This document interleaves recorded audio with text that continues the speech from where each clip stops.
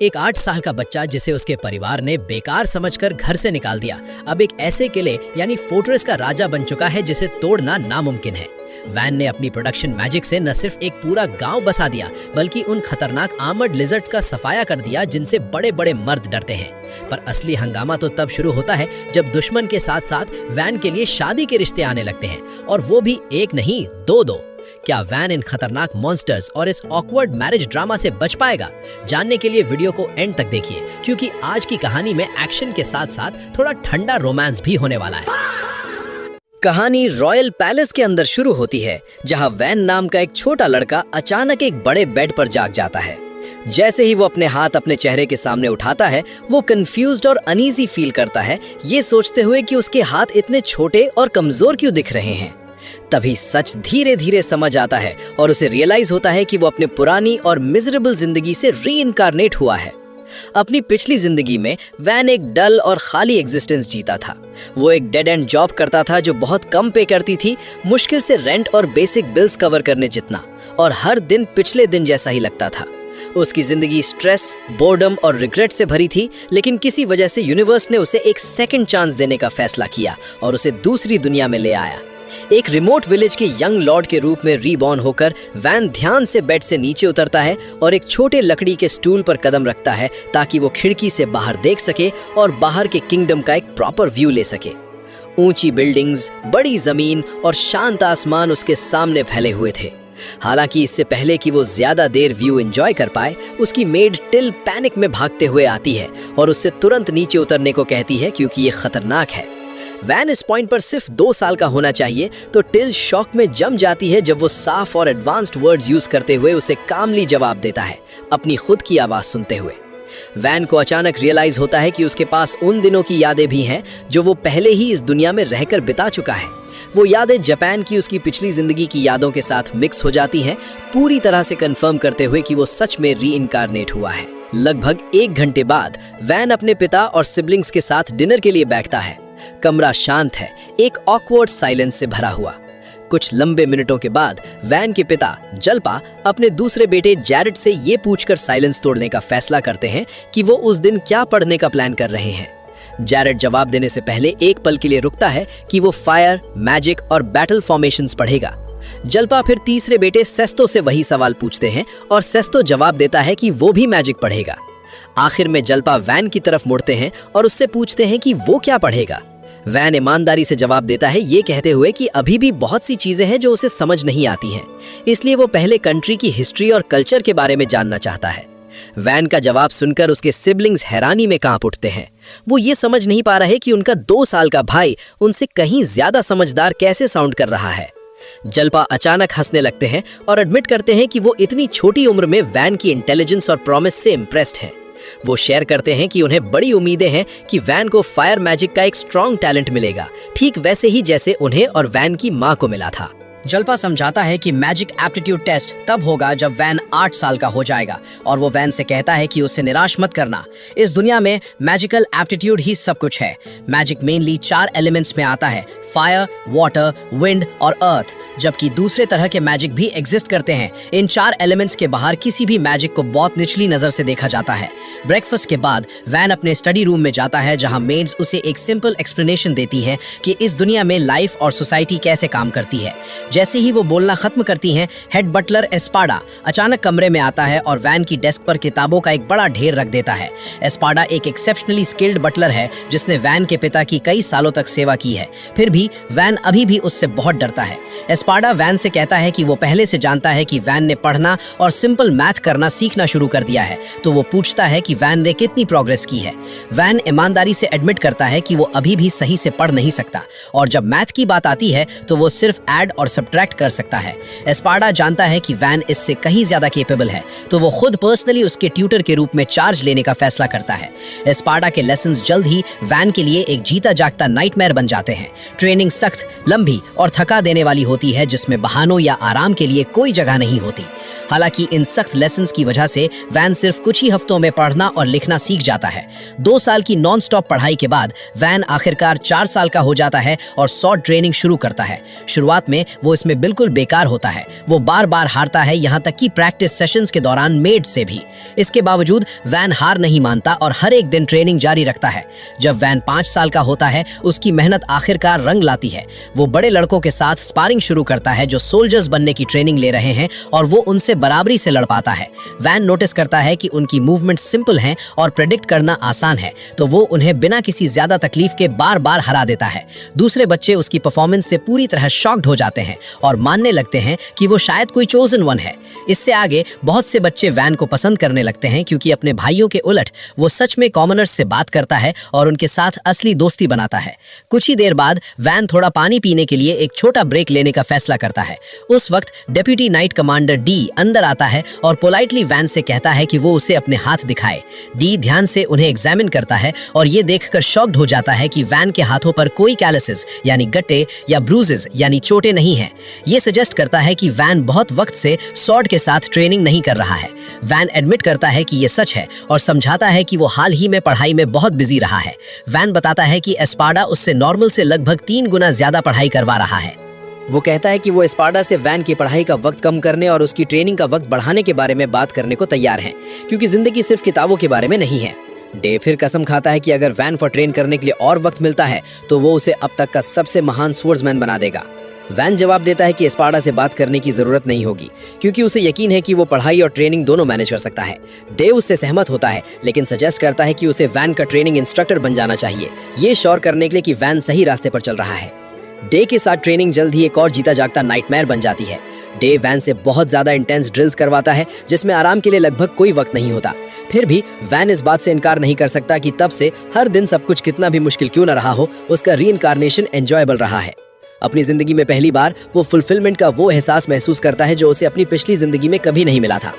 इस रियलाइजेशन के साथ वैन अपना मन बना लेता है कि वो इस नई दुनिया में एक मजेदार और मीनिंगफुल जिंदगी एंजॉय करेगा। 1 साल बाद वैन 6 साल का हो जाता है। अब तक एक के बाद एक पढ़ाई और ट्रेनिंग का ये कभी न खत्म होने वाला रूटीन डल और थका देने वाला लगने लगता है। वो रियलाइज करता है कि अगर चीजें इसी तरह चलती रहीं तो वो उस वक्त से अपने आप से वादा की गई मजेदार जिंदगी कभी नहीं जी पाएगा। वैन डिसाइड करता है कि वो एक नॉर्मल बच्चे की तरह एक्ट करना शुरू करेगा और मजा करते हुए वक्त बिताएगा। एक दिन वो मेड से कहता है कि वो बाहर जाकर खेलना चाहता है, तो वो उसे मार्केट ले जाती है। वैन अपने आसपास बिकने वाले कई अलग अलग लोगों, आवाजों और आइटम्स को देखकर हैरान रह जाता है।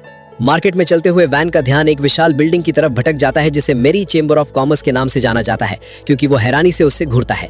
पास ही अचानक एक डिस्टर्बिंग सीन दिखता है। बेड़ियों और जंजीरों में जकड़ा एक बच्चा मार्केट प्लेस में घसीटा जाता है। वैन तुरंत उस आदमी से पूछता है कि बच्चा जंजीरों में क्यों जकड़ा है। वो आदमी बेरुखी से जवाब देता है कि वो अपने बेटे को एक स्लेव के रूप में बेच रहा है, ये कहते हुए कि क्योंकि बच्चा उसका है वो जो चाहे कर सकता है। मेड वैन को समझाती है कि गरीब परिवारों के लिए उन बच्चों को बेचना आम बात है, क्योंकि स्लेव्स उनकी जिंदगी आसान बना देते हैं।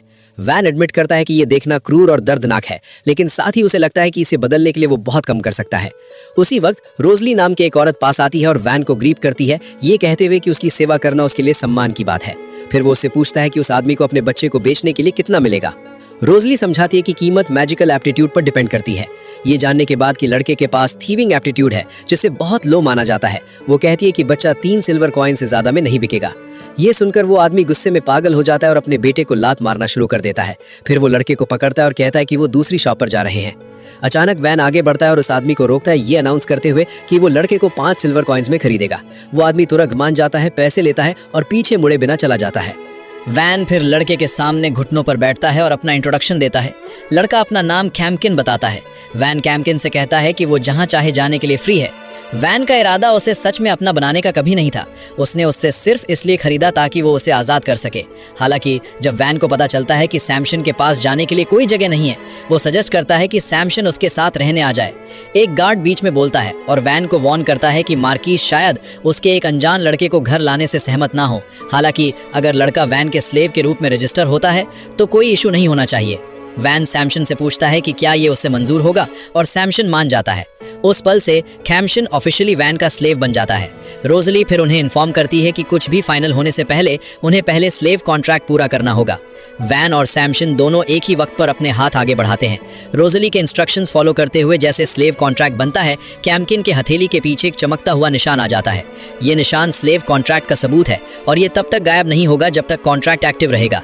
एक बार जब सब खत्म हो जाता है, वैन और सैमसन साथ में चेंबर ऑफ कॉमर्स जाते हैं ताकि सैमसन को साफ कपड़े मिल सकें और वो अब सड़क के किसी जंजीरों में जकड़े स्लेव जैसा ना दिखे। कुछ दिनों बाद वापस पैलेस में वैन आखिरकार सुकून के कुछ पलों का मजा लेने वाला होता है। जैसे ही वो एक कुकी की तरफ हाथ बढ़ाता है, ठीक जब वो एक बाइट लेने वाला होता है, कैम्शन कमरे में आता है और उसे इन्फॉर्म करता है कि डी ट्रेनिंग के लिए आ गया है। वैन तुरंत फ्रीज हो जाता है। बिना किसी हिचकिचाहट के वो कुकी कैम्किन को पकड़ा देता है और उससे कहता है कि वो जाकर डी को इन्फॉर्म करे कि वो आसपास नहीं है। वैन अच्छी तरह जानता है कि ऐसा कोई रास्ता नहीं है कि वो एक और ब्रूटल ट्रेनिंग सेशन सर्वाइव कर सके। कैम्किन वैसा ही करता है जैसा उससे कहा गया था और बाहर जाकर डी से कहता है कि वैन अवेलेबल नहीं है। डी साफ तौर पर निराश है, लेकिन क्योंकि वो अभी भी किसी को ट्रेन करना चाहता है, वो वैन की जगह कैम्किन को ले जाने का फैसला करता है और उससे ट्रेन करना शुरू कर देता है। उसके बाद 2 और साल गुजर जाते हैं और वैन आखिरकार 8 साल का हो जाता है। इसका मतलब है कि उसके मैजिकल एप्टीट्यूड के ऑफिशियली टेस्ट होने का वक्त आ गया है। आने वाला टेस्ट पूरे टाउन में चर्चा का विषय बन जाता है। नोबल्स, सर्वेंट्स, सोल्जर्स और यहाँ तक कि मर्चेंट्स भी रिजल्ट्स देखने के लिए उत्सुक हैं। बहुत से लोग मानते हैं कि वैन स्ट्रॉन्ग टैलेंट दिखाएगा, खासकर इसलिए क्योंकि उसके पेरेंट्स फायर मैजिक में गिफ्टेड थे। यहाँ तक कि वैन के पिता जल्पा को पूरा भरोसा है कि वैन के पास कम से कम फायर मैजिक के लिए एप्टीट्यूड तो होगा ही। हालांकि टेस्ट के दिन हर कोई शॉक में हैरान रह गया। वान के पास फायर, वाटर, विंड या अर्थ के लिए एप्टीट्यूड नहीं है। इसके बजाय उसके पास सिर्फ प्रोडक्शन मैजिक का एप्टीट्यूड है, जिसे दुनिया में सबसे खराब और सबसे यूजलेस मैजिक माना जाता है। माहौल तुरंत ठंडा हो जाता है। जल्पा ये रियलाइज करते ही गुस्से में पागल हो जाता है कि उसका बेटा उसकी नजरों में एक कंप्लीट फेलियर निकला है। गुस्से में वो अपनी तलवार निकालता है और वान को मौके पर ही मारने की तैयारी करता है। वान डर के मारे जम जाता है, हिलने या बोलने में असमर्थ। उसका दिमाग पूरी तरह ब्लैंक हो जाता है। ठीक जब उसके पिता वार करने वाले होते हैं, सबसे बड़ा बेटा मिर्जा वान के सामने आ जाता है और उन्हें रोक लेता है। मिर्सियस एक ऑल्टरनेटिव सोल्यूशन सजेस्ट करता है। इसके बजाय वो प्रपोज करता है कि वान को उनके टेरिटरी के एक रिमोट विलेज का इंचार्ज बना दिया जाए। मिर्जा समझाता है कि वो विलेज सही तरह से ग्रो होने के लिए बहुत ज्यादा आइसोलेटेड है और क्योंकि वो हाल ही में हासिल किया गया था, वहाँ रहने वाले बहुत से लोग उनके परिवार के प्रति लॉयल नहीं है। उनके अपने किसी बंदे को वहाँ लॉर्ड बनाने से विलेजर्स की लॉयल्टी सिक्योर करने में मदद मिलेगी। जल्पा रुकता है और आइडिया पर विचार करता है। एक पल बाद उसे रियलाइज होता है कि ये सच में एक रीजनेबल सोल्यूशन है। वो अपनी तलवार वापस रख लेता है और डिक्लेयर करता है कि वान उस जमीन का लॉर्ड बनेगा। जल्पा फिर बेरुखी से मुड़ता है और वान से अपना सामान पैक करने और जितना जल्दी हो सके निकलने को कहता है, ये कहते हुए कि उसके घर में किसी यूजलेस बंदे के लिए कोई जगह नहीं है। उसके साथ वो पीछे मुड़े बिना चला जाता है। उसके पिता के जाने के बाद मिर्जा गहरा झुकता है और वान से इतना ह्यूमिलिएटिंग कुछ सजेस्ट करने के लिए माफी मांगता है। वान उससे कहता है कि माफी मांगने की कोई जरूरत नहीं है, क्योंकि अगर मिर्जा बीच में नहीं आता तो वो मर गया होता। अगले दिन वान अपना सामान पैक करता है और रिमोट विलेज के लिए निकलने की तैयारी करता है। हैरानी की बात तो ये थी कि वैन दुख नहीं बल्कि एक्साइटमेंट फील कर रहा था। उसे लगा कि अब दूर गांव में कोई रोक टोक नहीं होगी और वो आखिरकार एक सुकून भरी लाइफ जी पाएगा। पर उसकी ये खुशी ज्यादा देर नहीं टिकी। तभी डी और स्पार्टा ने अनाउंस किया कि वो भी उसके साथ आएंगे वैन की ट्रेनिंग और पढ़ाई पर नजर रखने के लिए। वैन ने एक लंबी सांस ली। उसे पता था कि ये दोनों उसकी लाइफ को फिर से एक लिविंग नाइटमेयर बना देंगे। सोने पे सुहागा तो तब हुआ जब उसकी फेवरेट मेड ने भी साथ आने की जिद पकड़ ली। चलो, सारी तैयारियां पूरी हुई और वैन अपनी नई लाइफ की तरफ निकल पड़ा। कैरेज में बैठे बैठे बोर होते वक्त उसने अपना प्रोडक्शन मैजिक ट्राई किया और देखते ही देखते उसके हाथ में एक छोटी सी तलवार आ गई। खमसिन ये सब देख रहा था, पर वो हैरान नहीं हुआ क्योंकि वो जानता था कि वैन की मैजिक सीखने की स्पीड कितनी फास्ट है। तभी वैन ने खमसिन से एक सीरियस बात की। उसने कहा कि अब वो कोई प्रिंस नहीं रहा और ना ही उसका कोई स्टेटस बचा है, इसलिए खमसिन को उसके स्लेव के रूप में रहने की कोई जरूरत नहीं है। वैन ने उसे साफ कह दिया कि अगर वो चाहे तो कॉन्ट्रैक्ट तोड़कर अपनी मर्जी की आजाद जिंदगी जी सकता है। डी तुरंत ऑफर ठुकरा देता है। बिना किसी हिचकिचाहट के वो वैन को मजबूती से याद दिलाता है कि उसने पहले ही अपनी जिंदगी उसके नाम कर दी है और ये फैसला आसानी से नहीं लिया गया था। वो आगे कहता है कि अगर वैन की हिफाजत के लिए उसे अपनी जान भी देनी पड़े तो वो खुशी खुशी तैयार है, चाहे हालात कुछ भी हों। ये सुनकर वैन के पास उसके इरादे को मानने के अलावा कोई रास्ता नहीं बचता, भले ही ये उसे थोड़ा अनईजी फील कराता है। अचानक उनकी कैरेज एक झटके से रुक जाती है, जिससे अंदर बैठे सभी लोग हिल जाते हैं। जब वैन बाहर देखता है कि क्या हो रहा है, वो नोटिस करता है कि आगे वाले गांव पर इस वक्त अटैक हो रहा है। वैन की हिफाजत करने वाले नाइट्स ने तुरंत अंदाजा लगाया कि अटैक करने वाले बैंडिट्स होंगे या शायद कुछ गिरे हुए मर्सनरीज जो आसान लूट की तलाश में हैं। डी ध्यान से दुश्मन की फॉर्मेशन देखता है और उन्हें गिनता है और नोटिस करता है कि टोटल लगभग 50 अटैकर्स हैं। इस बेस पर वो अंदाजा लगाता है कि अगर वो अपनी ताकत मिलाकर एक साथ चार्ज करे तो वो उन्हें बिना ज्यादा तकलीफ के हरा देंगे। टैक्टिकल स्टैंड पॉइंट से संख्या मैनेजेबल लग रही थी, लेकिन उनके साथ ट्रैवल कर रहा एक एडवेंचरर ऑर्थो इस बात से साफ इनकार करता है। ऑर्थो डी को याद दिलाता है कि उनका काम शुरू से क्लियर था, उन्हें सिर्फ वैन को प्रोटेक्ट करने के लिए हायर किया गया था अगर वो खुद खतरे में हो। क्योंकि वैन अभी सही सलामत है और उसे टारगेट नहीं किया जा रहा, ऑर्थो आर्ग्यू करता है कि उनके लिए अपनी जान रिस्क में डालने का कोई रास्ता नहीं है ऐसी लड़ाई में जो उनके कॉन्ट्रैक्ट का हिस्सा नहीं है। डी ये सुनकर फ्रस्ट्रेटेड हो जाता है, लेकिन उसके बावजूद वो डिक्लेयर करता है कि वो फिर भी लड़ेगा। वो कहता है कि वो बस खड़े होकर मासूम विलेजर्स का कत्ल होते नहीं देख सकता जो उसके ठीक सामने हो रहा है। अगर कोई और उसके साथ नहीं आता तो वो अकेले ही चार्ज करने को तैयार है। जाने से पहले वो एडवेंचरर से कहता है कि कम से कम वो पीछे रहकर वैन की हिफाजत पर फोकस करे अगर डी के निकलने से पहले हालात बिगड़ते हैं। एस्पाडा अचानक बोलता है और इस आइडिया को मना कर देता है। एस्पाडा सीधा डी से कहता है कि अपनी जान ऐसे फेंक देना बहुत बड़ी बेवकूफ़ी होगी, खासकर उसकी इंपॉर्टेंस को देखते हुए। वो समझाता है कि डी का यहाँ मरना किंगडम की मिलिट्री फोर्सेस के फ्यूचर को बहुत नुकसान पहुंचाएगा। एक रिस्पेक्टेड एलिमेंटल मेज होने के नाते एस्पाडा इसके बजाय एक कैलकुलेटेड प्लान बताता है। वो उनकी पोजीशन के चारों तरफ एक पावरफुल डिफेंसिव वॉल बनाने का सजेशन देता है ताकि वैन सेफ रहे, जबकि एडवेंचरर्स बैरियर के पीछे से लॉन्ग रेंज अटैक्स करके दुश्मनों को कम करेंगे। और जब दुश्मन का पूरा ध्यान उन पर होगा तब डी और बाकी नाइट्स राइट फ्लैंक से अचानक अटैक करके उन्हें सरप्राइज कर देंगे। एस्पादा को पूरा यकीन था कि अगर ये स्ट्रैटेजी सही से चली तो उनकी जीत पक्की है, मगर वान जल्दी ही समझ गया कि इस प्लान का असली मतलब क्या है। दुश्मन का ध्यान एक जगह लगाने के लिए एस्पादा को खुद पीछे रहकर चारा यानी बेट बनना पड़ेगा। एस्पादा ने बिना किसी हिचकिचाहट के वान की बात सही बताई और कहा कि प्लान कामयाब करने का यही एक रास्ता है। अगर वो डिकॉय नहीं बनता तो डे और उसके आदमियों को दुश्मन से सीधा भिड़ना पड़ता और वो शायद बेमौत मारे जाते। ये सुनकर वान को उसकी बातों की गहराई समझ आ गई। अगर कुछ भी गलत होता तो इसका मतलब था कि एस्पादा को अपनी जान देनी पड़ती। वान ने रियलाइज किया कि किंगडम के सबसे बड़े स्ट्रैटेजिस्ट और सबसे ताकतवर वॉरियर को खोना एक ऐसा नुकसान होगा जिसे कभी पूरा नहीं किया जा सकेगा। उनके बिना आगे चलकर इस जमीन को डेवलप करना या उसकी हिफाजत करना मुश्किल होता। इसलिए वान आगे बढ़ा और उसने खुद डिकॉय बनने का ऑफर दिया। टिल ने यह सुनते ही तुरंत मना कर दिया और कहा कि वो खुद चारा बन जाएगी पर वान को खतरे में नहीं डालने देगी। खमसिन ने भी उसका पूरा साथ दिया और वान के साथ खड़ा हो गया। फिर भी वान ने उन्हें शांति से समझाया कि वो उन दोनों की बहुत परवाह करता है, इसलिए वो उन्हें किसी भी तरह के खतरे में नहीं देख सकता। वान ने फिर अपना प्लान बताया कि वो कैरेज में बाहर जाएगा और दुश्मनों पर आगे से हमला करेगा। वो उनका ध्यान भटकाएगा जबकि बाकी सब एक साथ पीछे से और दोनों साइड से अटैक करेंगे।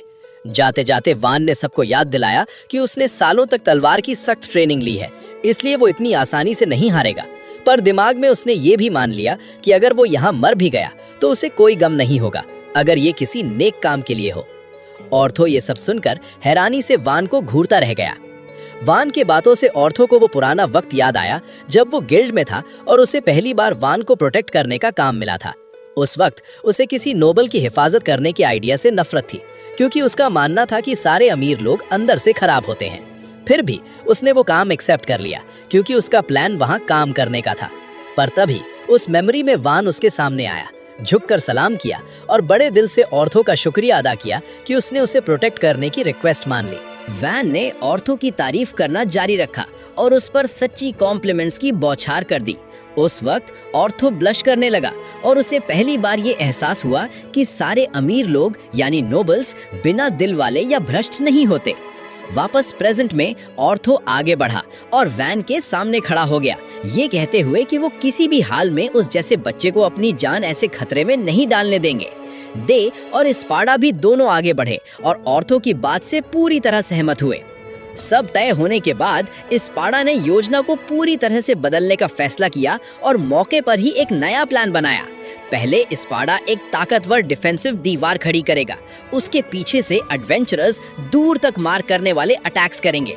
फिर डे और उसके आदमी लेफ्ट साइड से चार्ज करेंगे, जबकि ऑर्थो और उसकी ग्रुप उसी वक्त राइट साइड से दुश्मन पर हमला बोल देगी। प्लान तुरंत शुरू हो जाता है। स्पार्टा ने जल्दी से डिफेंसिव वॉल खड़ी कर दी और एक बार जब वो बन गई, एडवेंचरर्स ने उसके पीछे से तीर चलाना शुरू किया, जिसने बैंडिट्स की पहली वेव को साफ कर दिया। बैंडिट्स पूरी तरह हैरान रह गए क्योंकि बचे हुए अटैकर्स ने आखिरकार वॉल को देखा और रीग्रुप होकर पलटवार करने की कोशिश की। दे और उसके आदमी तेजी से अंदर घुसे और अपनी तलवारों से एक और वेव को खत्म कर दिया। लेकिन इस भगदड़ के बीच बैंडिट्स का लीडर अचानक से निकल आया और दीवार की दूसरी तरफ भागा। वो बस प्लूरियल पर वार करने ही वाला था, तभी वैन बीच में आ गया। आखिरी सेकंड में वैन ने अपनी स्वॉर्ड स्किल्स का यूज किया और बैंडिट के पैर की एड़ी यानी अकीलीज हील पर सीधा वार किया, जिससे वो दर्द के मारे घुटनों के बल गिर गया। उसके तुरंत बाद खमसिन में छलांग लगाई और आखिरी वार किया, जिसने खतरे को हमेशा के लिए खत्म कर दिया। कुछ ही देर में बचे हुए सारे बैंडिट्स को बांध दिया गया और गांव का खतरा पूरी तरह से टल गया। खतरा खत्म होने और मिशन पूरा होने के बाद कुछ एडवेंचरर्स ने वापस घर जाने का फैसला किया ताकि वो कहीं और नए काम ले सकें। ऑर्थो वैन की सोर्ड्समैनशिप और उसकी लीडरशिप स्किल से काफी इंप्रेस्ड होता है। इसी वजह से उसके मन में वैन को लेकर क्यूरियोसिटी जागती है और वो कुछ वक्त वहां रुकने का फैसला करता है, ये कहते हुए कि वो हर तरह से उसकी मदद करेगा। ऑर्थो के बाकी साथी भी वही सोचते हैं, तो वो भी सपोर्ट देने के लिए रुक जाते हैं। सब कुछ शांत होने के बाद वैन फॉर्मली पूरे गाँव को एड्रेस करने का फैसला करता है। वो आगे बढ़ता है और गाँव के मुखिया रोंडो से मिलकर अपना इंट्रोडक्शन देता है। रोंडो वैन का शुक्रिया अदा करता है गांव बचाने के लिए और फिर बताता है कि ये कोई पहली बार नहीं था। असल में इसी साल में गांव पर कई बार हमले हो चुके हैं। रोंडो का मानना है कि उनका गांव बार बार टारगेट इसलिए हो रहा है क्योंकि जब वो फर्डिनांडो काउंटी का हिस्सा थे तब नाइट्स पेट्रोलिंग करते थे जो उन्हें बैंडिट से बचा कर रखते थे, पर अब वो हिफाजत चली गई है और उन्हें बचाने वाला कोई नहीं बचा। वैन रोंडो और गांव वालों से माफी मांगता है और कहता है कि मार्कीज को शायद इन दूर दराज के गांव की हालत का पता ही नहीं है। वो उन्हें यकीन दिलाता है कि अब जब वो यहाँ का लॉर्ड बन गया है वो उनकी तकलीफों को इग्नोर नहीं करेगा। फिर वो 3 रास्ते सजेस्ट करता है जिनसे आगे चलकर गांव को बचाया जा सके। पहला रास्ता ये है कि वो कुछ इतना कीमती तैयार करें कि किंगडम उन्हें इग्नोर ना कर सके। दूसरा रास्ता है कि इतना पैसा कमाएं कि मर्सनरीज हायर कर सकें। और तीसरा रास्ता है कि गांव को खुद इतना मजबूत बनाएं कि वो अपने दम पर खड़ा हो सके। तभी गांव की एक छोटी लड़की बोलती है कि उन्होंने इन रास्तों के बारे में पहले भी सोचा था, पर वो कहती है कि ये बातें कहने में अच्छी लगती हैं पर असलियत में इन पर अमल करना बहुत मुश्किल है। वैन उन्हें हिम्मत देते हुए कहता है कि वो फिक्र ना करें क्योंकि अब वो उनका नया लॉर्ड है और वो उनकी जमीन को डेवलप करेगा। लेकिन गांव वाले उसकी बातों से ज्यादा इंप्रेस नहीं होते। ये देखकर एस्पाडा और दे आगे बढ़ते हैं और बताते हैं कि वो किंगडम के चीफ कमांडर और हेड बटलर हैं। वो रोंडो और गांव वालों को यकीन दिलाते हैं कि उन्हें डरने की कोई जरूरत नहीं है। ये सुनते ही गांव वालों की हिम्मत बढ़ जाती है, लेकिन जल्द ही वो एक और परेशानी बताते हैं। वो पूछते हैं कि टैक्स का क्या होगा, क्योंकि उनके लिए अपनी फसल का 30% देना बहुत मुश्किल हो रहा था। इस पर वैन जवाब देता है कि अभी के लिए टैक्स रेट को कम करके सिर्फ 10% कर दिया जाएगा। वो समझाता है कि गाँव वालों के लिए एक स्टेबल और रहने लायक माहौल बनाना अभी सबसे ज्यादा जरूरी है। गांव वाले ये सुनकर हैरान रह जाते हैं कि टैक्स पहले से आधा भी नहीं बचा और वो वैन का शुक्रिया अदा करते हैं। सिक्योरिटी के लिए एस्पादा तुरंत गांव के चारों तरफ एक मजबूत पत्थर की दीवार खड़ी कर देता है ताकि बैंडिट्स और लुटेरों से बचा जा सके। वो आगे कहता है कि एक मोट बनाने से उनका डिफेंस और भी मजबूत हो जाएगा और डी और बाकी नाइट्स कहते हैं कि वो उसका भी ख्याल रख लेंगे। वैन वापस गांव वालों की तरफ मुड़ता है और उन्हें यकीन दिलाता है कि अगर वो उसके साथ मिलकर काम करेंगे तो वो गारंटी देता है कि ये गांव पहले से कहीं ज्यादा बेहतर तरीके से नया रूप लेगा। इसके थोड़ी देर बाद वैन अपने बनाने वाले मैजिक को टेस्ट करने का फैसला करता है। कुछ देर ध्यान लगाने के बाद वो लकड़ी के कई ब्लॉक्स बनाता है, लेकिन ये कोई आम लकड़ी के ब्लॉक्स नहीं थे। ये असल में नैनो फाइबर से बने थे और बहुत ही ज्यादा मजबूत मटेरियल था। ये ब्लॉक्स इतने मजबूत थे कि जब ऑर्थो ने उन्हें अपनी तलवार से तोड़ने की कोशिश की तो उन पर एक खरोच तक नहीं आई। वैन फिर पूरा दिन अपने मैजिक से वेपन्स बनाने में बिताता है जो देखने में बहुत ही हाई क्वालिटी लग रहे थे। ये देखकर तिल को चिंता होने लगती है कि कहीं इतना ज्यादा मैजिक यूज करने से वैन का माना खत्म ना हो जाए। वैन उसे समझाता है कि वो बिल्कुल ठीक है। उसे याद आता है कि उसने सुना था कि इस तरह का मैजिक बहुत ज्यादा माना खाता है, इतना कि एक आम आदमी के लिए एक चीज बनाना भी मुश्किल होता है। इसके बाद वो खामसिन को एक तलवार गिफ्ट करता है और खामसिन इतना खुश होता है कि वो उसे हमेशा संभाल कर रखने का वादा करता है। उस रात वैन कैंप फायर के पास बैठता है और उसे रियलाइज होता है कि बाहर कैंप करने की वजह से उसका शरीर बहुत ज्यादा दर्द कर रहा है। वो तिल और खामसिन की तरफ देखता है और जानता है कि भले ही वो दिखावा कर रहे हों कि वो ठीक हैं, पर वो दोनों भी थक चुके होंगे।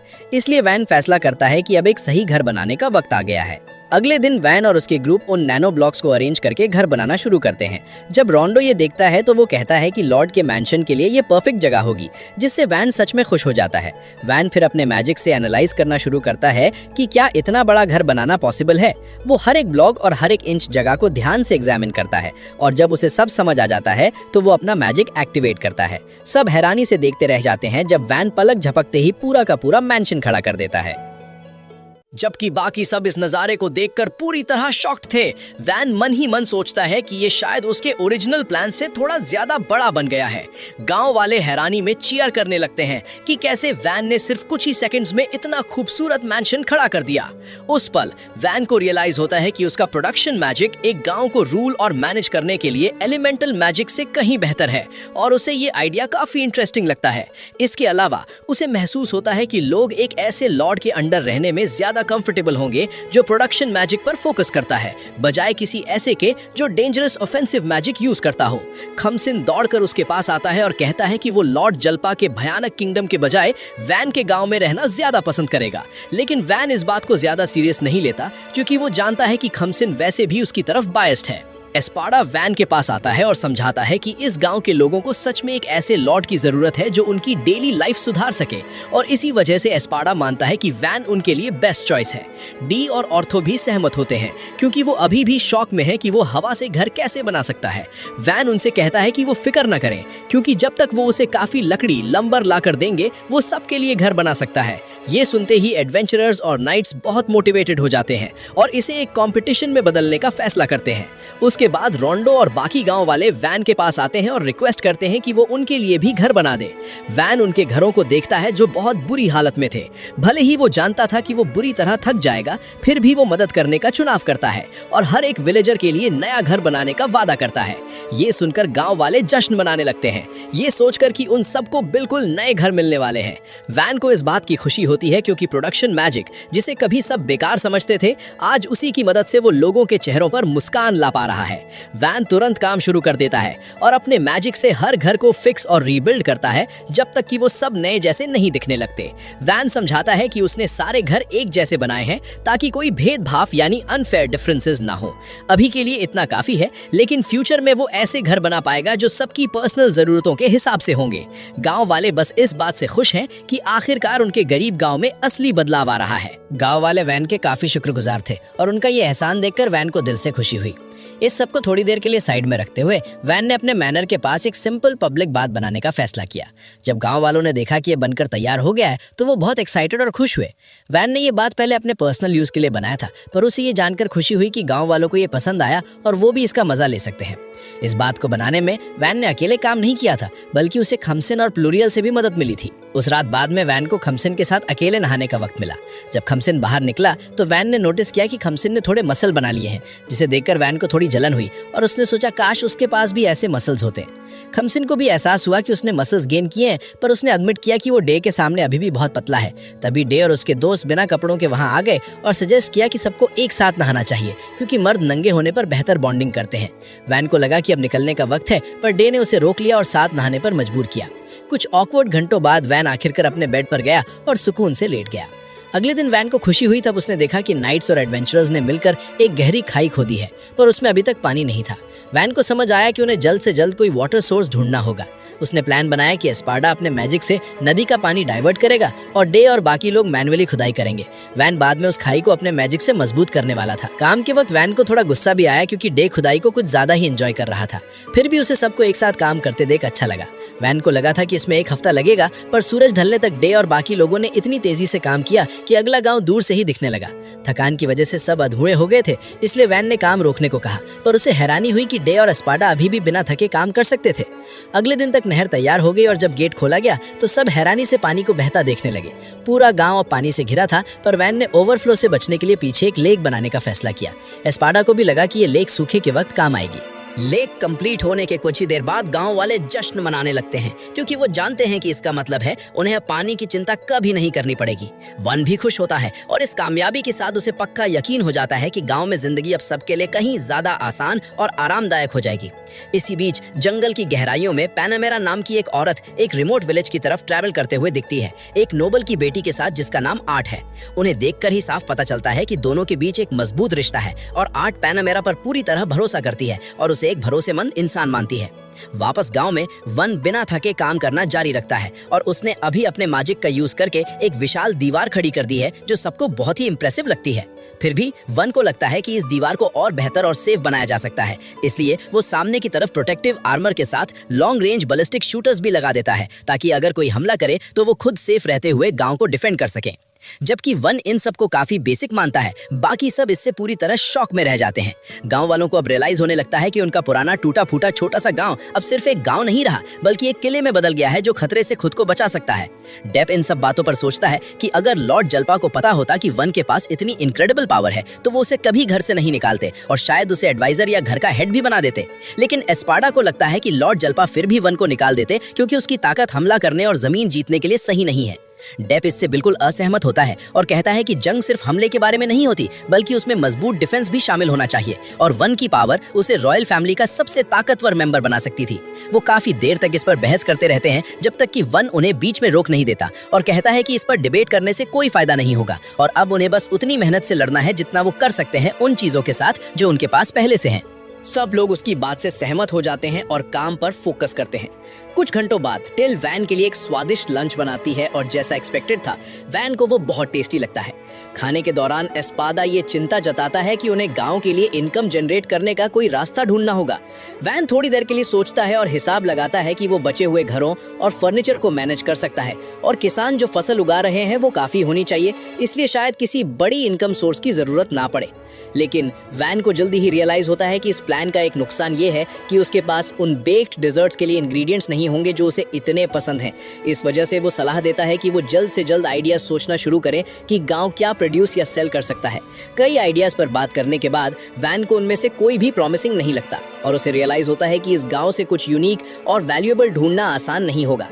अगले दिन वैन सजेस्ट करता है कि टिल और खमसिन उन नए वेपन्स को टेस्ट करें जो उसने उनके लिए बनाए थे। जब खमसिन अपनी तलवार को ओर्क मटेरियल से बनी शील्ड पर टेस्ट करने की कोशिश करता है तो तलवार शील्ड को पूरी तरह आधा काट देती है।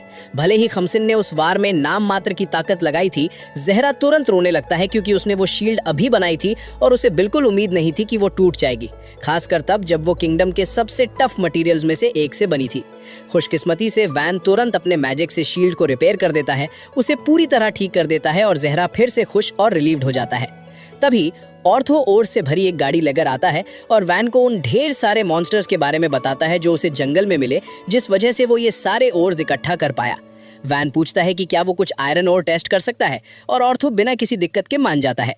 वैन फिर आयरन ओर का यूज करके कुछ आयरन क्राफ्ट करता है और जहरा रिजल्ट देखकर तुरंत इम्प्रेस हो जाता है। एक्साइटेड होकर जहरा वैन से मदद मांगता है कि वो उसके लिए भी एक तलवार बना दे। वैन मान जाता है क्योंकि उसे थोड़ा गिल्ट फील हो रहा था कि उसने पहली बार जहरा की शील्ड तोड़ दी थी। वो ध्यान से कंसंट्रेट करता है, तलवार की शेप, बैलेंस और डेंसिटी के बारे में सोचते हुए जो वो बनाना चाहता है।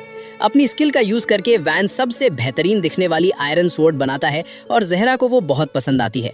इससे एनकरेज्ड होकर वैन एक और लंबी तलवार बनाता है और बाकी एडवेंचरर्स भी अपने लिए वैसे ही वेपन्स मांगने लगते हैं। वन उनसे कहता है कि वो जाकर मिनरल्स इकट्ठा करे और वो वादा करता है कि वो उन सब के लिए तलवार बनाएगा। प्लूरियल वैन की बनाई हुई तलवार को एग्जामिन करता है और रियलाइज करता है कि उसकी क्वालिटी इतनी हाई है कि वो शायद बहुत महंगी बिक सकती है। इसी बीच एस्पार्डा नोटिस करता है कि उन्होंने जो ओर्स माइन किए हैं उनमें से एक मिथ्रिल है, जो उसे हैरान कर देता है क्योंकि मिथ्रिल का जंगल में मिलना बहुत अनयूजुअल है। इससे उसे यकीन हो जाता है कि आसपास जरूर कोई डंजन होगा जो अभी तक ढूंढा नहीं गया है। क्योंकि इस एरिया का बहुत टाइम से सर्वे नहीं हुआ है, सब मानते हैं कि ये संभव है। वन इस आइडिया पर मुस्कुराता है क्योंकि वो जानता है कि नया डंजन मिलने से गांव और भी फेमस और इम्पोर्टेंट बन जाएगा। नॉर्मल तौर पर जब एडवेंचरर गिल्ड को किसी नए डंजन के बारे में पता चलता है तो वो सबसे पास वाले टाउन में ब्रांच खोलते हैं और एलीट एडवेंचरर्स के ग्रुप को भेजते हैं जिसे शिवल्रिक ऑर्डर कहते हैं। लेकिन दिक्कत ये है कि उनके गांव के पास अभी इतने रिसोर्सेज या इंफ्रास्ट्रक्चर नहीं है जो ऐसी ब्रांच को सपोर्ट कर सके, इसलिए वो प्लान काम नहीं करेगा। किंगडम को बताना भी कोई ऑप्शन नहीं है क्योंकि वैन को ब्लैक शीप मानकर बैनिश किया गया था। अगर उन्हें पता चला कि जिस जमीन पर उसे भेजा गया है वो इतनी कीमती है तो वो उसे कहीं और भेज सकते हैं। कोई नहीं चाहता कि ऐसा हो। प्लूरियल फिर सजेस्ट करता है कि वैन को पहले गांव को ग्रो करना चाहिए और डंजन ढूंढने से पहले सारी जरूरी फैसिलिटीज और एमिनिटीज बनानी चाहिए, जिससे हाउस ऑफ फर्डिया के लिए इंटरफेयर करना बहुत मुश्किल हो जाएगा। सब इस प्लान से सहमत होते हैं और वैन उनका शुक्रिया अदा करता है। थोड़ी देर बाद वैन और टिल आराम से टहल रहे होते हैं जब अचानक आर्मर्ड लिजर्ड्स का एक ग्रुप सीधा गांव की तरफ आता दिखता है। जवाब में वैन सबको रैम्पार्ट के अंदर जाने का ऑर्डर देता है और गांव वालों को बचाने के लिए गेट्स बंद कर देता है। सबकी आंखों में डर देखकर वैन उन्हें तसल्ली देता है और कहता है कि वो फिक्र ना करें, वो उन सब के लिए लड़ेगा।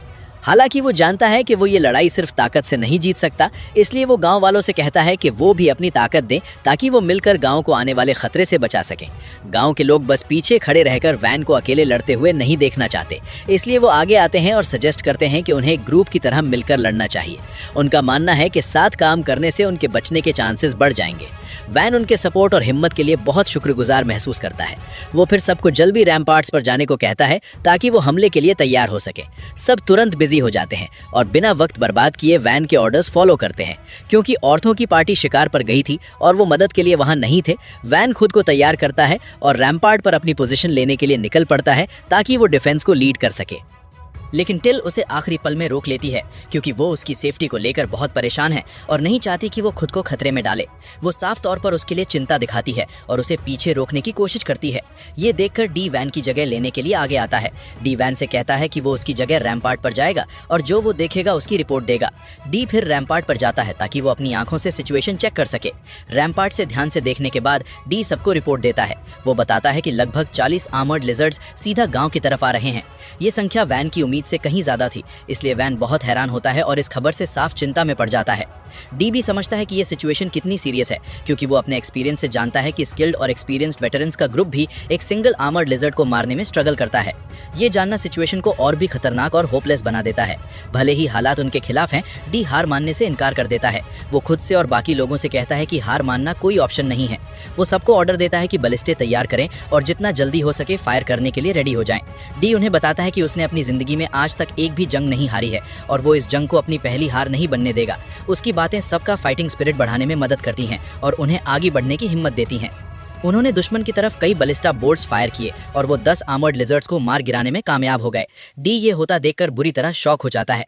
वो जल्द ही रियलाइज करता है कि ये साफ दिखाता है कि वैन के बनाए हुए बलिस्टा बोर्ड्स सच में कितने पावरफुल है। उसे उम्मीद नहीं थी कि वो इतने स्ट्रांग होंगे और रिजल्ट्स देखकर वहां मौजूद हर कोई हैरान रह जाता है। थोड़ी देर बाद वो बलिस्टे रीलोड करते हैं और फिर से फायर करते हैं। वो आर्मर्ड लिजर्ड्स की अगली वेव को गिराने में कामयाब हो जाते हैं, जिससे सब खुश और उम्मीद से भर जाते हैं। लेकिन वो खुशी ज्यादा देर नहीं टिकती। उन्हें जल्द ही रियलाइज होता है कि उनके पास आयरन बुलेट्स खत्म हो गए हैं और कुछ आर्मर्ड लिजर्ड्स अभी भी जिंदा हैं और बाहों के करीब आ रहे हैं। उस पल किसी को नहीं पता होता कि आगे क्या करना है और उनके बीच डर फैलने लगता है। डी साफ देख सकता है कि अगर उन्होंने अभी कुछ नहीं किया तो उनका पूरा गांव तबाह हो जाएगा। इस वजह से वो खुद जंग में कूदने और गांव को बचाने के लिए सीधा लड़ने के बारे में सोचने लगता है। वैन उसे आवाज देता है और कहता है कि वो आयरन की जगह वुडन बुलेट्स का इस्तेमाल करे। बाकी लोग ये सुनकर कंफ्यूज हो जाते हैं। उनका मानना है कि वुडन बुलेट्स ज्यादा डैमेज नहीं करेंगी क्योंकि आर्मर्ड लिजर्ड्स की स्किन उनके लिए स्टील जितनी सख्त और मजबूत होती है। लकड़ी का यूज करना एक बुरा आइडिया और वक्त की बर्बादी लगता है, लेकिन डी जानता है कि वैन के जजमेंट पर शक करना बेकार है। वो वैन की सोच पर भरोसा करता है और मानता है कि इस प्लान के पीछे जरूर कोई वजह होगी। इस भरोसे की वजह से डी नाइट्स को ऑर्डर देता है कि बलिस्टे में वुडन बुलेट्स लोड करें। सबकी हैरानी का कोई ठिकाना नहीं रहता जब वुडन बुलेट सीधा आर्मर्ड लिजर्ड्स के दिमाग को भेद देती हैं। ये शॉट्स इतने पावरफुल होते हैं कि वो आर पार निकल जाते हैं और उन्हें हरा देते हैं और इस तरह वो बचे हुए आर्मर्ड लिजर्ड्स का सफाया कर देते हैं। आखिरकार डी अपनी आंखों से ये होता देख सच में दंग रह जाता है। उसे यकीन नहीं होता कि वुडन बुलेट्स उन्हें इतनी असरदार तरीके से खत्म कर सकती हैं। इसके बाद डी सबको अनाउंस करता है कि वो जीत गए हैं और दुश्मन को हरा दिया गया है। डी सबको बताता है कि वो जीत गए हैं और दुश्मन को हरा दिया गया है। ये सुनते ही पूरा गांव अपनी कामयाबी का जश्न मनाने लगता है। डी को काफी राहत महसूस होती है, पर साथ ही साथ उसे ये थोड़ा अजीब भी लगता है। उन्होंने बिना किसी नुकसान के और कम से कम बुलेट्स यूज करके ये सब कर दिखाया, जो उसके लिए थोड़ा एंटी क्लाइमैक्टिक फील होता है। मतलब इतनी बड़ी मुसीबत आई और इतनी आसानी से चली गई। इसी वजह से डी का यकीन और भी पक्का हो जाता है कि वैन आगे चलकर बहुत बड़ा इंसान बनने वाला है। उसे साफ दिखता है कि वैन कोई मामूली लॉर्ड नहीं है, बल्कि वो इस गांव का फ्यूचर पूरी तरह बदल देगा। उस दिन बाद में सब मिलकर उन आर्मर्ड लिजर्ड्स की खाल उतारने और मांस यानी मीट निकालने में लग जाते हैं। गांव वाले एक टीम की तरह काम करते हैं ताकि वो हर चीज को ढंग से साफ और तैयार कर सकें। जब वैन देखता है कि उन्हें कितना सारा मीट मिला है तो वो सजेस्ट करता है कि उन्हें आज रात एक बड़ी दावत रखनी चाहिए अपनी जीत को सेलिब्रेट करने के लिए। उसका मानना है कि इतनी खतरनाक लड़ाई के बाद सबको रिलैक्स करने, अच्छा खाना खाने और एंजॉय करने का पूरा हक है। फीस्ट के दौरान सब कुछ बहुत अच्छा रहता है और गांव वाले बेहद खुश होते हैं। वो शुक्रगुजार हैं कि उन्हें वैन जैसा लॉर्ड मिला है। कई लोगों को लगता है कि उन्हें बचाने और लीड करने के लिए इससे बेहतर इंसान नहीं मिल सकता था। माहौल बहुत खुशनुमा होता है और वैन की लीडरशिप की वजह से लोग अपने फ्यूचर को लेकर सेफ और होपफुल फील करते हैं। बाद में कैंप फायर के पास बैठकर ऑर्थो वैन से आर्मर्ड लिजर्ड्स की वैल्यू के बारे में बात करता है। ऑर्थो समझाता है कि अगर वो इन लिजर्ड्स को किसी मर्चेंट को बेचते तो नॉर्मल हालत में उन्हें एक लिजर्ड के बदले 20 गोल्ड कॉइन्स मिलते, लेकिन इस केस में प्रॉब्लम यह है कि बेचने से पहले ही ज्यादातर मीट खराब हो जाएगा। अगर ट्रांसपोर्ट का खर्चा और बाकी कॉस्ट्स हटा दें तो आखिर में उन्हें हर पीस के लिए सिर्फ 8 गोल्ड कॉइन्स ही मिलेंगे। वैन अपने दिमाग में हिसाब लगाता है कि उनके पास कितना मीट है। वो रियलाइज करता है कि सब कुछ बेचने के बाद उन्हें टोटल 300 गोल्ड कॉइन्स मिलने चाहिए। उसकी पिछली जिंदगी में जापान के हिसाब से ये रकम लगभग 300 मिलियन येन के बराबर होती। ये सोचकर वो हैरान और एक्साइटेड हो जाता है कि वो कितना अमीर बनने वाला है। लेकिन उसकी खुशी ज्यादा देर नहीं टिकती। एस्पाडा उसे जल्द ही बताता है कि जब भी कोई गांव 100 गोल्ड कॉइन से ज्यादा कमाता है तो उन्हें उसका 50% टैक्स के रूप में माकिस को देना पड़ता है। ये सुनकर वैन का मूड खराब हो जाता है क्योंकि उसे रियलाइज होता है कि वो अपनी कमाई का आधा हिस्सा खोने वाला है। लेकिन गोल्ड खोने से ज्यादा उसे इस बात की चिंता है कि इससे जो अटेंशन मिलेगी वो खतरनाक हो सकती है। अगर वो इतना सारा मीट बेचेंगे तो गांव बड़ी आसानी से बड़े ऑफिसर्स की नजर में आ जाएगा। वैन को डर लगने लगता है कि जब उसके पिता को पता चलेगा कि उनका गांव इतनी वेल्थ और सक्सेस संभाले हुए है तो उसके पिता उसे वहां से निकालकर किसी और गांव में भेज सकते हैं। अगर ऐसा हुआ तो वैन का मानना है कि वो कभी वो शांत और सुकून भरी जिंदगी नहीं जी पाएगा जो वो हमेशा से अपने लिए चाहता था। घर छोड़ने और अपनी शांत जिंदगी खोने का ख्याल उसे बुरी तरह परेशान करता है। लेकिन एस्पाडा पॉइंट आउट करता है कि एक तरीका है जिससे वो इस पूरी सिचुएशन को राज रख सकते हैं। वो समझाता है कि वो आर्मर्ड लिजर्ड्स को हराने का क्रेडिट वैन के बड़े भाई मर्सिया को दे सकते हैं। ऐसा करने से सारा क्रेडिट मर्सिया को मिलेगा और उनका गांव ज्यादा अटेंशन ड्रॉ नहीं करेगा। ये वैन और गांव को बेमतलब की नजर से बचाने में मदद करेगा। वैन इस प्लान के बारे में सोचता है और रियलाइज करता है कि ये असल में एक बहुत अच्छा आइडिया है। वो सहमत होता है कि क्रेडिट मर्सिया को देना समझदारी है, खासकर तब जब मर्सिया के नाम पर अभी तक कोई बड़ी अचीवमेंट नहीं है। अगले दिन 2 मर्चेंट्स गांव पहुंचते हैं। उन्हें बताया गया था कि ये बस एक छोटा दूर दराज का गांव है, पर जब उन्होंने उसे देखा तो वो शॉक रह गए। गांव उनकी उम्मीद से कहीं ज्यादा डेवलप्ड था। पहुंचने पर मर्चेंट्स ने अपना इंट्रोडक्शन बेल और रैंगो के रूप में दिया, जो एक पॉपुलर ट्रेडिंग कंपनी को रिप्रेजेंट करते थे। उसके बाद वैन ने उन्हें गांव के अंदर इनवाइट किया ताकि वो करीब से देख सके। मर्चेंट्स गांव में इकट्ठा किए गए आर्मर्ड लिजर्ड स्किन्स की बड़ी संख्या देखकर हैरान रह गए। उन्होंने उम्मीद नहीं की थी कि इतना छोटा गांव इतने सारे आर्मर्ड लिजर्ड्स को हराने के काबिल होगा। असल में ये नजारा देखकर वो गांव की ताकत से थोड़ा डर भी गए। बेल ने जल्दी से सारी स्किन्स खरीदने के लिए हाँ कर दी और कहा कि वो कुछ आदमी भेजेगा जो सब कुछ वापस ले जाएंगे। वैन ये सुनकर बहुत खुश हुआ क्योंकि मीट ज्यादा देर तक फ्रेश नहीं रहने वाला था। उसने उन्हें ये भी कहा कि अगर जरूरत हो तो वो कुछ मीट फ्री में भी ले जा सकते हैं। बदले में वैन ने मर्चेंट्स को उन हाई क्वालिटी वेपन्स के बारे में बताया जो वो गाँव में बना रहा था। उसने पूछा कि क्या वो कुछ खरीदने में इंटरेस्टेड होंगे। बेल और रैंगो ने वेपन्स को ध्यान से एग्जामिन किया और उनकी क्वालिटी देखकर बहुत हैरान हुए। इम्प्रेस होकर उन्होंने वो सारे वेपन्स खरीदने का फैसला किया जो वैन ने बनाए थे। उसके बाद वैन ने पूछा कि क्या वो उसके वेपन्स को प्रमोट करने में मदद कर सकते हैं ताकि सेल्स बढ़ सके। बेल और रैंगो एक पल के लिए हिचकिचाए। उनकी हिचकिचाहट देखकर वैन को रियलाइज हुआ कि वो ओरिजिनली वेपन्स पर अपनी मोनोपोली यानी एकाधिकार बनाने का प्लान बना रहे थे, लेकिन अब वो उन्हें नाइफ समझ रहा था क्योंकि उसने ये पहले ही भांप लिया था। वैन ने शांति से उन्हें कहा कि सेल्स बढ़ाने से पहले प्रॉफिट बढ़ाने का तरीका ढूंढना सबसे बेहतर होगा। उसने सजेस्ट किया कि वो सीधा उसके गांव में एक दुकान खोल ले। बेल और रंगो ये देखकर हैरान थे कि वैन उन्हें ऐसा करने देगा और वो उसकी दरिया दिली के लिए बहुत शुक्रगुजार थे। इसके तुरंत बाद वैन ने 5 मिनट से भी कम वक्त में उनके लिए एक दुकान बना दी। दोनों मर्चेंट्स ये देखकर और भी ज्यादा शॉक हो गए कि उसने ये कितनी जल्दी कंस्ट्रक्ट कर दिया। इसी बीच आर्ट और पैनामेरा गांव के दरवाजे के बाहर दिखे, जो ये जानने के लिए उत्सुक थे कि गांव के लॉर्ड के एक प्रोडिजी होने की अफवाहें सच हैं या नहीं। उस दिन बाद में एस्पार्डा ने वैन से गांव की ग्रोथ के बारे में बात की।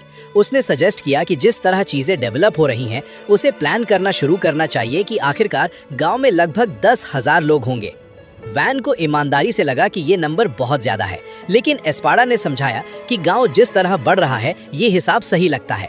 उसने नोट किया कि उन्हें गांव की हिफाजत करने, फैसिलिटीज बचाने और ओवरऑल ऑर्डर बनाए रखने के लिए बहुत लोगों की जरूरत पड़ेगी। वैन ने एस्पार्डा के जजमेंट पर भरोसा किया। अगर वो ऐसा प्लान सजेस्ट कर रहा है तो ये जरूर अच्छा आइडिया होगा। वैन ने फिर टाउन को स्टार शेप में रीडिजाइन करने के बारे में सोचा। उसे रियलाइज हुआ कि ये लेआउट गांव को प्रोटेक्ट करना बहुत आसान बना देगा अगर कभी उन पर हमला हुआ। वो अभी ये सोच ही रहा था कि तभी एक नाइट रूम में घुसा और अनाउंस किया कि पड़ोसी काउंटी फर्डिनेंडो से एमिसरीज यानी कि दूत आए हैं। थोड़ी देर बाद आर्ट और पैनामेरा वैन के ऑफिस में दाखिल हुए। पैनामेरा ने पहले अपना इंट्रोडक्शन दिया, ये बताते हुए कि वो एक वाइस कॉन्टेस है जो नाइट की रैंक से ऊपर उठी है। आर्ट ने खुद को हाउस ऑफ फर्डिनेंडो की सबसे छोटी बेटी बताया। उसने समझाया कि वो अपने पिता के ऑर्डर्स फॉलो करते हुए गांव में रिस्पेक्ट देने आई है। इसके तुरंत बाद सब बात करने के लिए बैठ गए। वैन ने सीधा सीधा कहा कि उसे लगता है वो गांव को ऑब्जर्व करने, दुश्मन की हालत का जायजा लेने और यहाँ जो अचीव किया गया है उससे सीखने आए हैं। ये सुनकर पैनामेरा जोर से हंस पड़ी, हैरान होकर कि वैन जैसा 8 साल का बच्चा पहले से ही इतना स्ट्रेटेजिकली सोच सकता है। फर्डिनेंडो काउंटी को चिंता है कि क्योंकि वैन को ये जमीन सौंपी गई है, वो फ्यूचर में अपने पिता के एम्बिशंस को आगे बढ़ा सकता है, इसलिए वो उसके आसपास सावधान है। लेकिन वैन ने उन्हें तसल्ली दी कि वो फिक्र न करें। उसने समझाया कि उसे इस गांव में सिर्फ इसलिए एग्जाइल किया गया था क्योंकि वो एलिमेंटल मैजिक यूज नहीं कर सकता था और इससे ज्यादा कुछ नहीं। पैनामेरा ने तुरंत इसे झूठ बताया। उसने देखा कि गांव कितना डेवलप हो चुका है और अंदाजा लगाया कि इसकी कंस्ट्रक्शन में लगभग 5,000 लोग शामिल रहे होंगे। वैन एक पल के लिए चुप रहा, उसे बोलने दिया और फिर अचानक हंस पड़ा। उसने कहा कि ये समझाने के बजाय कि गांव इतनी जल्दी कैसे डेवलप हुआ, वो उन्हें बस दिखाना पसंद करेगा। वो सब खुले मैदान में गए और वैन ने अपना मैजिक दिखाया।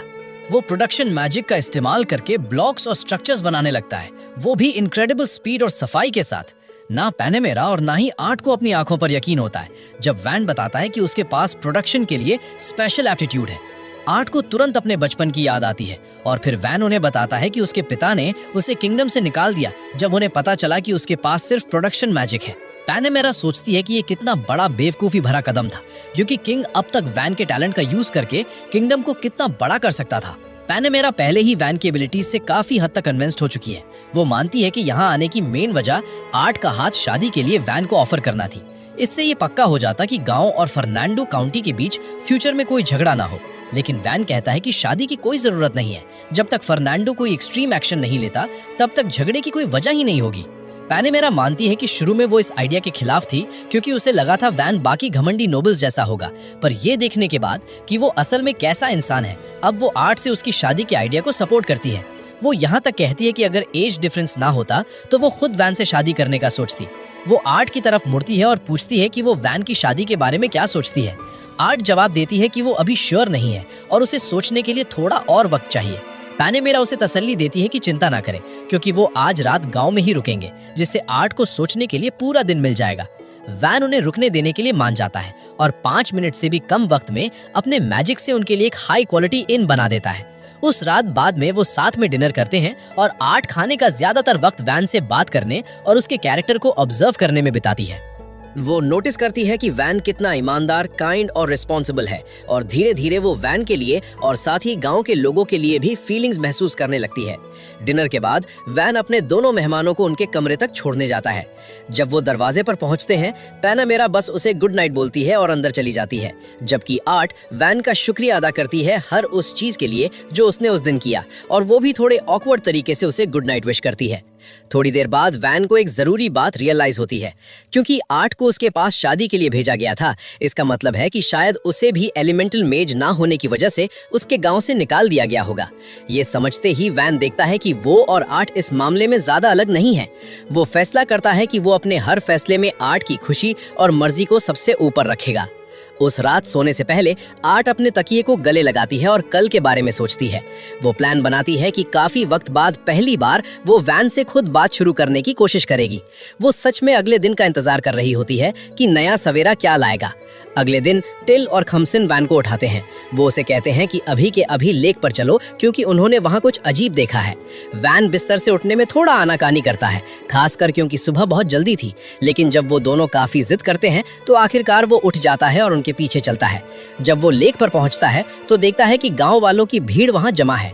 वैन आगे बढ़ता है और ये देखकर हैरान रह जाता है कि पानी में मरमेड जैसी कोई चीज तैर रही है जिसका सिर पानी के ऊपर दिख रहा है।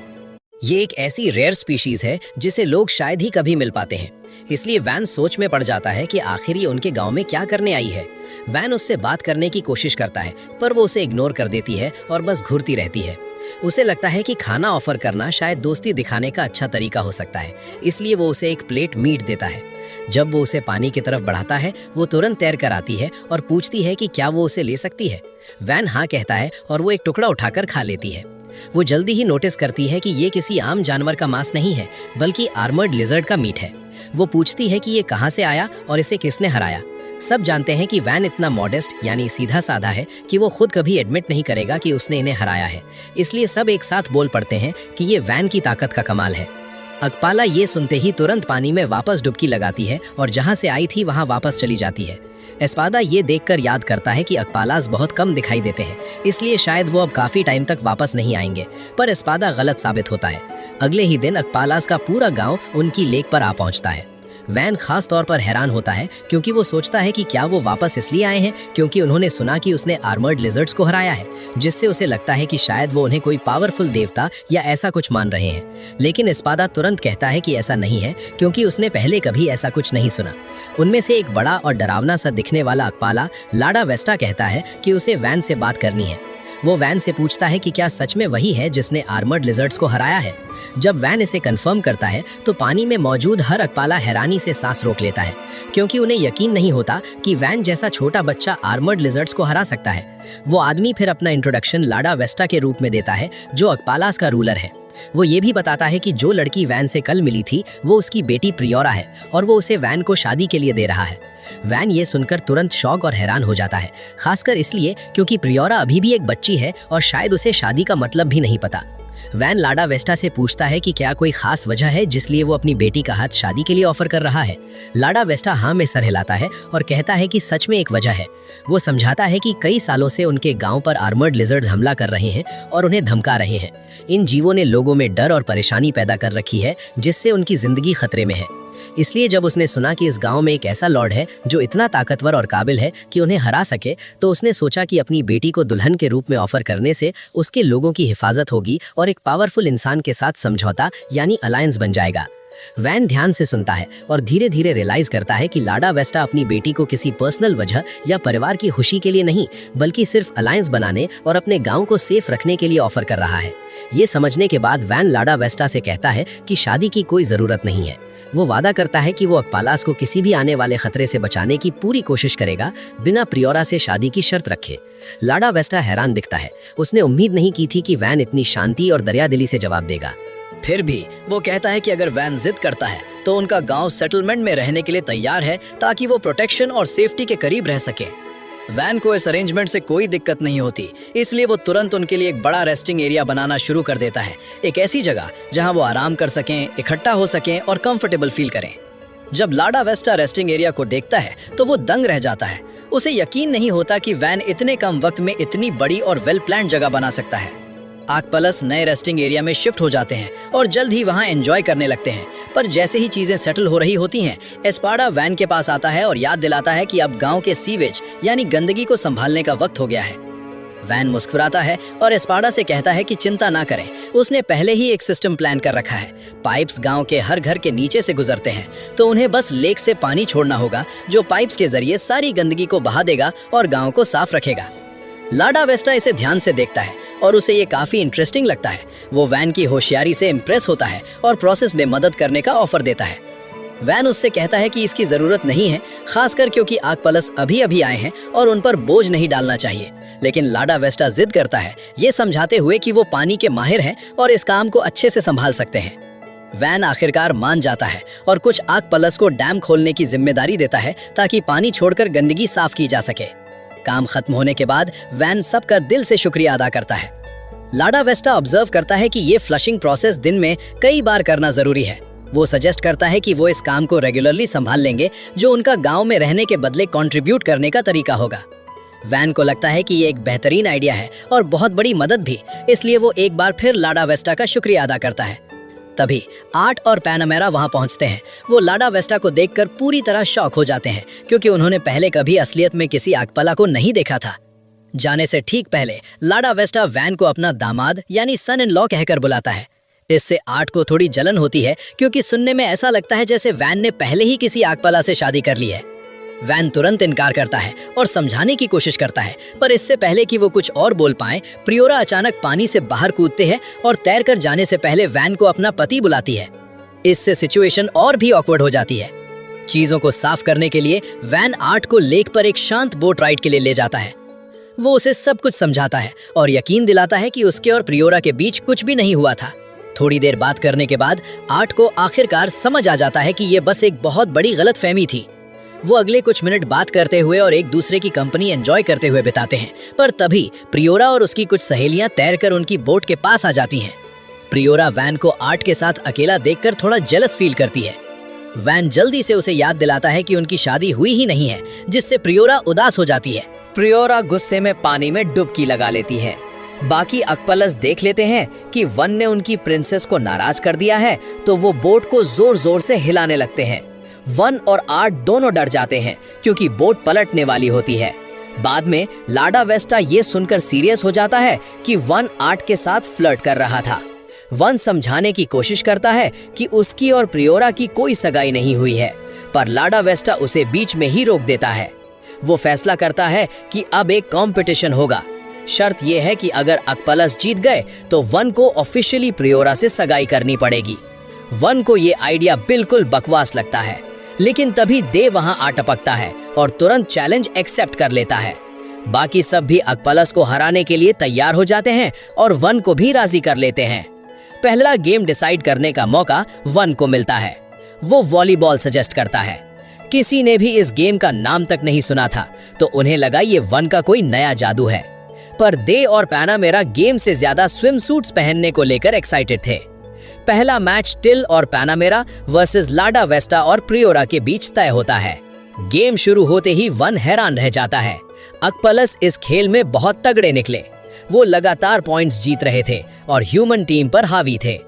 टिल हार मानने ही वाली थी कि पैनामेरा ने उसका हौसला बढ़ाया।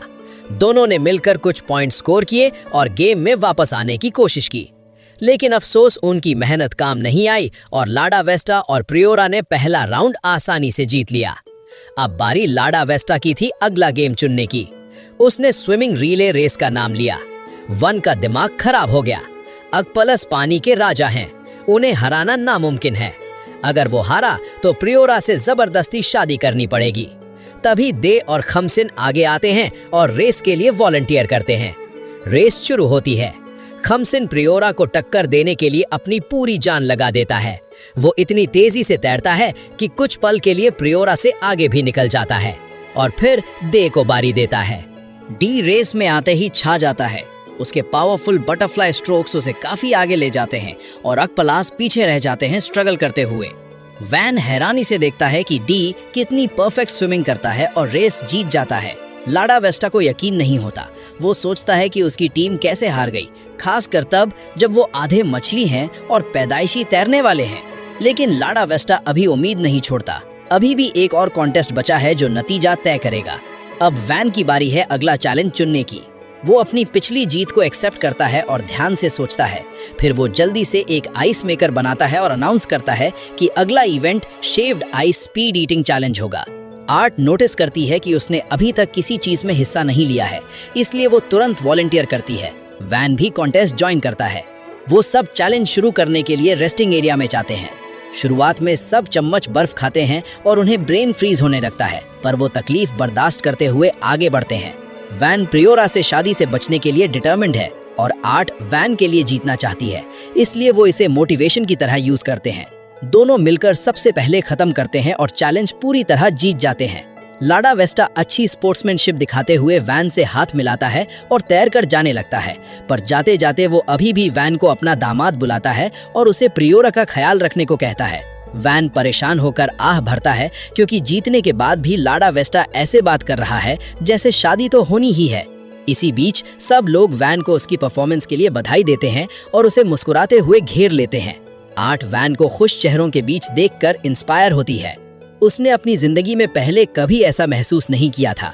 बचपन में उसके माता पिता उस पर ध्यान नहीं देते थे क्योंकि उन्हें लगता था वो एक फेलियर है। वो डरपोक थी और किसी चीज में अच्छी नहीं थी। ये सब तब बदला जब उसने मैरियोनेट मैजिक सीखा, जिससे वो पहली बार अपनी गुड़िया डॉल्स को आज़ादी से मूव कर पाई। उसे उम्मीद थी कि उसकी माँ उस पर गर्व करेगी, लेकिन इसके बजाय उसकी माँ ने उसे थप्पड़ मारा और कहा कि मैरियोनेट मैजिक बुरा है और नोबल्स के बीच मना है। उसके बाद आर्ट बिल्कुल अकेली पड़ गई। जब वो 10 साल की हुई तो उसकी सगाई वैन से तय कर दी गई। उसे लगा था कि वैन भी बाकी घमंडी नोबल्स जैसा होगा जिन्हें वो जानती थी, पर वैन अलग था। वो दयालु और सब्र रखने वाला था और उसके पास प्रोडक्शन मैजिक का एक अनोखा टैलेंट था जिसे नोबल स्टैंडर्ड्स के हिसाब से बेकार समझा जाता था। इसके बावजूद वो कॉन्फिडेंट था और उसने अपने मैजिक का यूज गांव की मदद करने के लिए किया।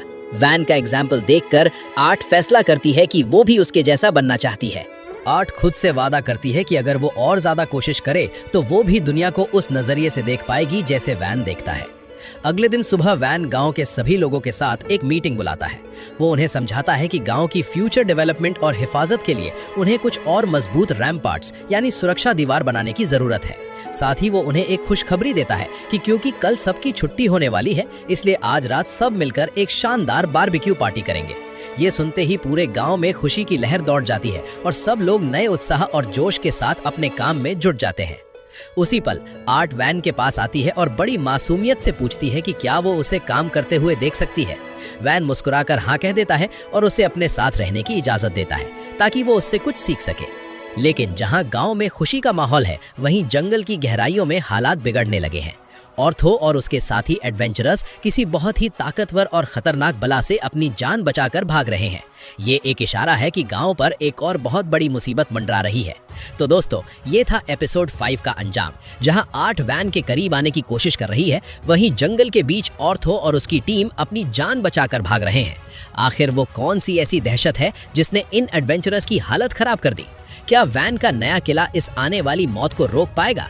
ये सब हम देखेंगे अगले एपिसोड में।